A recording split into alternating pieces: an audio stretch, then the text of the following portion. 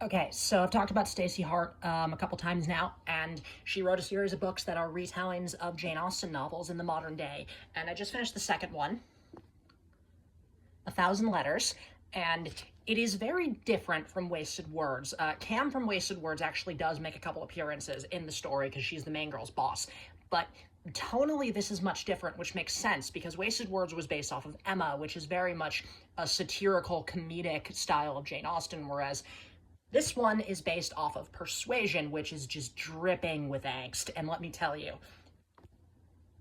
this book has so much angst. It's delicious. The angst is so good.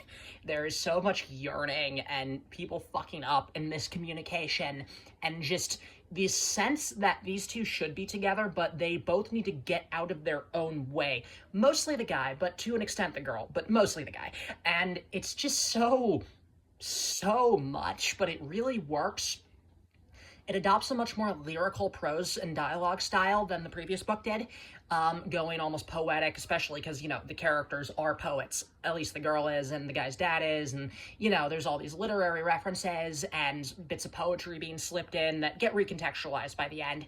And yeah, no, it's just all so angsty, and it's so good. I don't even know how to describe it beyond delicious angst and yearning and the spice.